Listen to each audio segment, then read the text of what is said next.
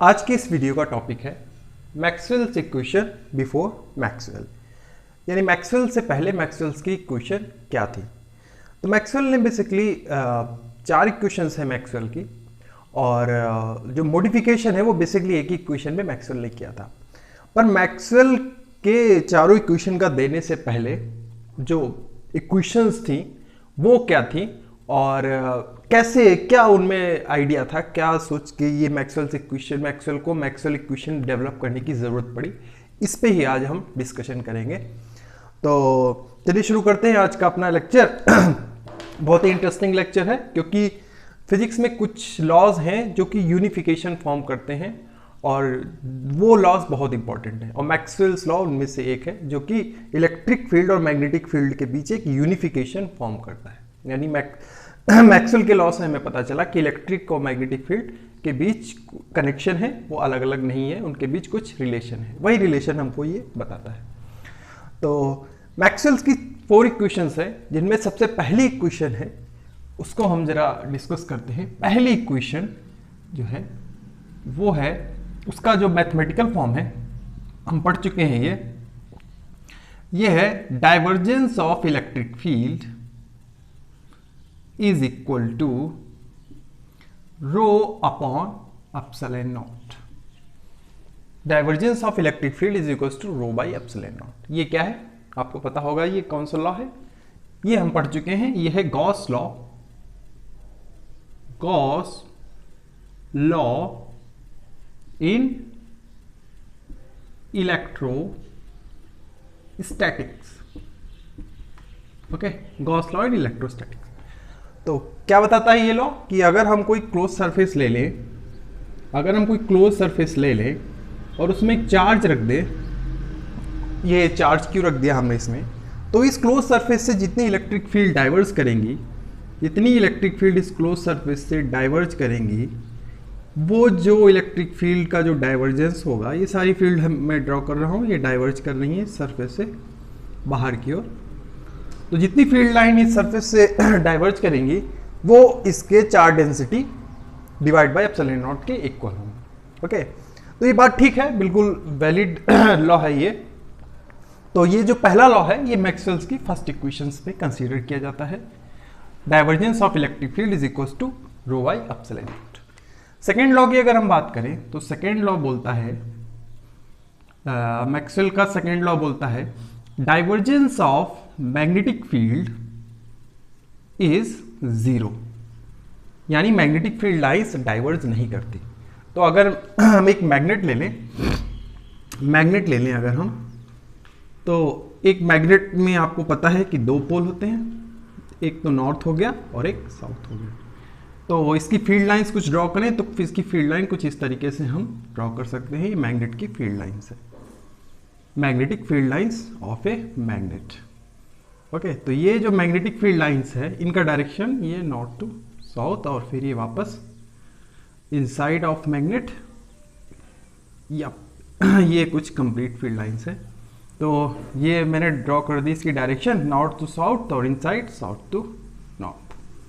तो ये बताता है कि divergence of magnetic field is 0। इसका मतलब ये है कि मैग्नेटिक फील्ड डाइवर्ज नहीं करती, मींस कोई भी मैग्नेटिक फील्ड लाइंस के लिए या मैग्नेटिक बार में मोनोपोल एग्जिस्ट नहीं करते। तो मोनोपोल डजंट एग्जिस्ट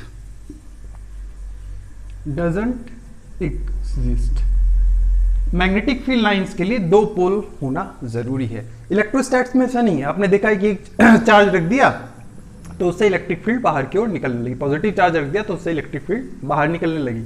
ओके, पर मैग्नेटिक फील्ड में ऐसा नहीं होता। आपको कहीं पे भी एक पोल नहीं मिलेगा कि इंडिविजुअल कोई नॉर्थ साउथ पोल मिल गया। अगर हम इस मैग्नेटिक बार को ब्रेक कर दें तो भी इसमें पोल बन जाएंगे, ये नॉर्थ साउथ और ये अपोजिट इसके नॉर्थ साउथ आपको मिल जाएगा। यानी जैसे इसको ब्रेक करेंगे इसमें फिर से पोल्स डेवलप हो जाएंगे अपने आप।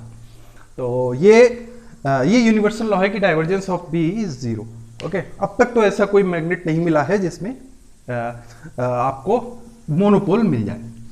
तो ये सेकेंड लॉ है, that is divergence of magnetic field is 0। कुछ लोग इसको गॉस लॉ इन मैग्नेटोस्टैट्स भी बोलते हैं, तो आप इसको इस नाम से भी बुला सकते हैं, Gauss law in magnetostatics. Okay, तो अब तक हमने 2 लॉ डिस्कस कर लिए, बेसिकली 4 लॉ हैं। वो मैक्सवेल के लॉ अभी नहीं डिस्कस कर रहे हैं, अभी तो बेसिक लॉ बता रहे हैं कि क्या थे मैक्सवेल से पहले वो 4 लॉ क्या थे। थर्ड लॉ इज, ये बोलता है कि अगर किसी इलेक्ट्रिक फील्ड का अगर हम कर्ल ले लें तो वो होता है minus del B over del t, यानी curl of electric field is equal to negative rate of change of magnetic field. यानी किसी मैग्नेटिक फील्ड को अगर हम टाइम के साथ चेंज करते हैं तो उसका निगेटिव जो होगा वो इलेक्ट्रिक फील्ड का कर्ल बताएगा। ठीक है, यानी इसको ऐसे भी कह सकते हैं कि rate of change of magnetic field induces electric field. Okay, और ये कौन सा लॉ है? Famous Faraday's law. This is famous Faraday's law. अब आते हैं चौथे लॉ पे।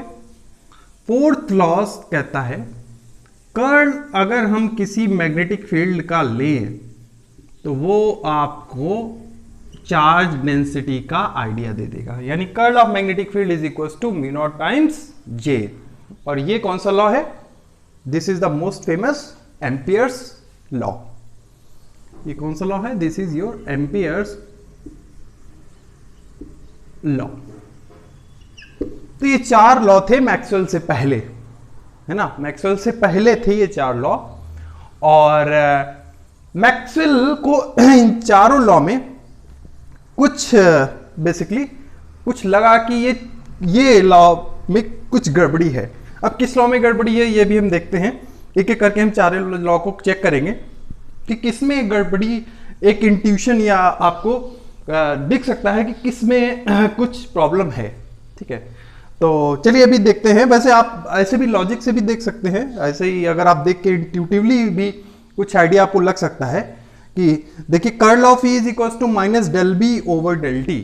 ठीक है, पर कर्ल ऑफ बी यानी यहाँ इलेक्ट्रिक फील्ड है, यहाँ मैग्नेटिक फील्ड है, और यहाँ मैग्नेटिक फील्ड है तो यहाँ पे इलेक्ट्रिक फील्ड जैसी कोई चीज नहीं है ना। तो कुछ इसमें सिमिट्री नहीं है इन दोनों इक्वेशंस में। अभी हम देखेंगे ये दोनों इक्वेशंस बिल्कुल सिमेट्रिकल होनी चाहिए, मतलब बिल्कुल है सिमेट्रिक। तो वो कैसे, क्या है इनमें, क्या मॉडिफिकेशन है या क्या एरर है, कैसे पता चलेगा, ये अब हम डिस्कस करने वाले हैं। तो एक एक करके हम देखते हैं जरा। तो पहले लॉ पे चलते हैं वापस से, है ना। ये बहुत फेमस लॉज हैं चारों, जिनका ब्रीफली आपने पढ़ा होगा, इसकी स्टडी की होगी, है ना, अपने पिछले कोर्सेज में। तो देखते हैं इसमें फर्स्ट लॉ बोलता है divergence of E is equal to rho by epsilon naught. तो अगर कोई चार्ज रेस्ट पे रखा हुआ है तो उस चार्ज अगर रेस्ट पे है, उसमें मोशन नहीं है, तो ये लॉ बिल्कुल वैलिड है, बिल्कुल ठीक है। Divergence of electric field is equal to rho by epsilon naught, ये इलेक्ट्रोस्टैट्स में आपका वर्क करता है, बिल्कुल ठीक। ओके, तो सेकेंड लॉ की अगर हम बात करें, सेकेंड लॉ कहता है divergence of magnetic field is equal to 0। ये यूनिवर्सल ट्रूथ है, ये मतलब अभी तक तो है ये कि मोनोपोल डजंट एग्जिस्ट, मोनोपोल जैसी कोई चीज नहीं होती मैग्नेट में। और अगर आप करंट कैरिंग कॉइल लेते हैं, उसमें भी अगर आपका करंट फ्लो करता है तो उसमें भी पोल्स आपके डेवलप हो जाते हैं, जिस वजह से उसमें मैग्नेटिक फील्ड बनती है। तो ये भी वैलिड है, this is valid, this is also valid, true. Okay, third law पे अगर आए, थर्ड लॉ कहता है again that is curl of this electric field is equal to minus del V over del T. ठीक है, इसको जरा चेक करते हैं। Curl of electric field is equal to minus del B over del T. तो इसमें अगर हम डाइवर्जेंस ले लें, बोथ साइड, इधर भी डाइवर्जेंस लें और इधर भी डाइवर्जेंस लें, तो अगर हम इस इक्वेशन का डाइवर्जेंस लें तो divergence of this curl of electric field, okay, तो ये देगा minus del over del t of divergence of B.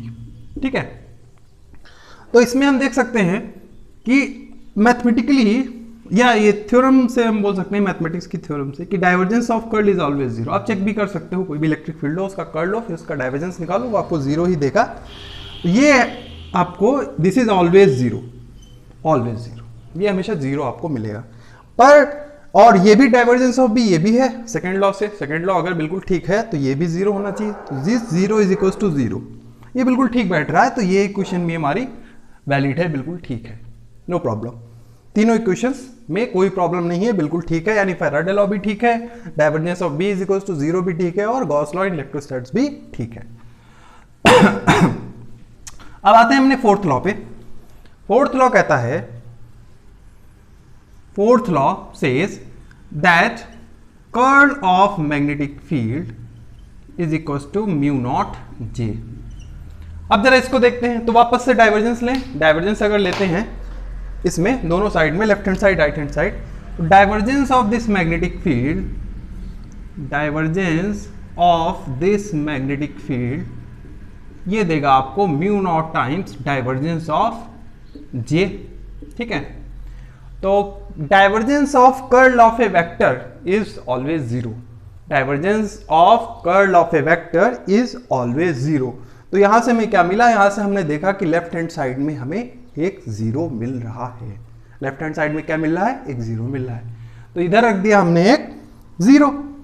ठीक है, पर तो इसका मतलब है राइट हैंड साइड यानी mu naught divergence of this J, ये भी जीरो होना चाहिए, this also zero.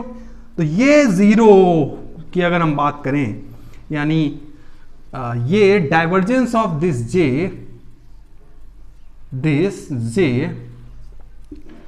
Is zero but not always, ये जीरो होगा, not always zero, not always zero.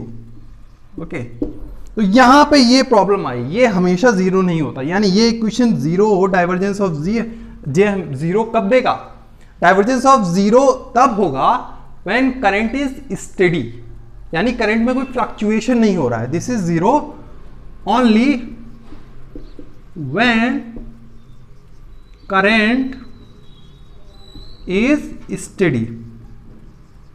Okay, steady current हो, यानी फ्लक्चुएशन ना हो रहा हो करंट में, यानी करंट वेरी ना कर रहा हो, तब जीरो है, यानी this zero is zero for या ओनली इन मैग्नेटोस्टैटिक्स, इलेक्ट्रोडायनेमिक्स में नहीं ट्रू है, ओनली इन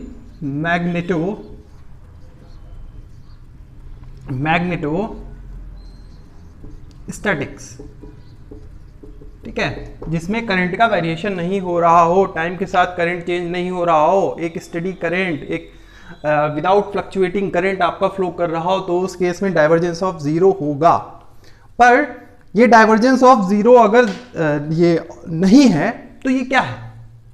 ओके, और उसका वैल्यू फिर हमें चेक करना होगा, यानी इसका मतलब है कि इस इक्वेशन में this equation is not always valid, इसका मतलब है this equation not always valid, हमेशा ये ट्रू नहीं है, तो इसमें कुछ चेंजेस होंगे।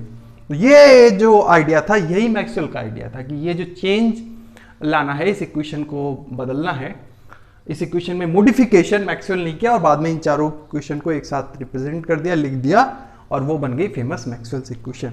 तो जरा फोर्थ इक्वेशन पे थोड़ा और डिस्कशन करते हैं कि डाइवर्जेंस ऑफ जे बेसिकली क्या होना चाहिए। तो देखिए, अगर जो आपका ये तो आप जान गए कि divergence of zero always, divergence of J is not always zero.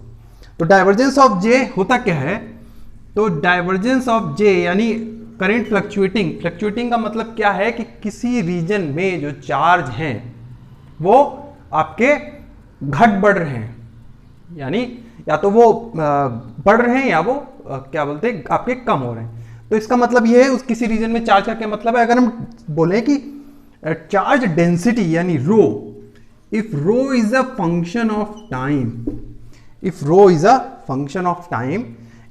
function of time, then this charge density is not zero, then this divergence of J is not zero. If charge is a function of t, then ये थोड़ा जगह बनाते हैं, थोड़ा और इस पे discussion करते हैं। so if if rho is a function of time, if rho is a function of time, so if rho is a function of time, so divergence of J is equals to is not zero, is not zero. Current density diverge करेगी उस time पे, और वो कितनी होगी, and if rho which is function of t is positive, यानी किसी reason में चार्ज एक्युमुलेट हो रहे हैं, यानी चार्ज जो है वो बढ़ गए पहले से, ओके, तो उस केस में जो चार्ज डेंसिटी होगा divergence of this J, that is equal to negative del rho over del t. And if rho which is function of time is negative, so this divergence of J is equals to positive del rho over del T. Okay, यानी charge आपके कम हो गए पहले से, घट बढ़ रहे हैं. मैं बोला ना कि चार्जेस का वेरिएशंस हो रहा हो, यानी चार्ज डेंसिटी जो है वो टाइम के साथ घट बढ़ रही है, उस केस में डाइवर्जेंस ऑफ जे के ये फॉर्म होंगे, ये जीरो नहीं होगा. तो अगर ये जीरो है तो हमारा जो फोर्थ लॉ बन जाएगा simple, curl of B is equal to mu naught J. पर अगर ये जीरो नहीं है, यानी आपको ये इक्वेशंस मिलने जो कि फेमस इक्वेशंस है, कॉन्टिन्यूटी इक्वेशन बोलते हैं इसको हम. तो अगर ऐसी सिचुएशन बन रही है तो उस केस में हमारी जो फोर्थ इक्वेशन हमने अभी देखी वो क्या फॉर्म लेगी. ओके, तो ये जो इक्वेशन अब हमारी फोर्थ इक्वेशन का मॉडिफिकेशन बनेगा, यानी मॉडिफिकेशन ऑफ एम्पियर्स लॉ, इसका जो डिस्कशन हम अगले लेक्चर में करेंगे, अगले वीडियो में करेंगे. इस वीडियो में इतना ही. इससे रिलेटेड जो भी क्वेरी हो उसको कमेंट बॉक्स में बताएं, और मिलते हैं फिर अगले वीडियो में जिसमें हम यहीं से फिर आगे बढ़ेंगे. तब तक के लिए थैंक यू.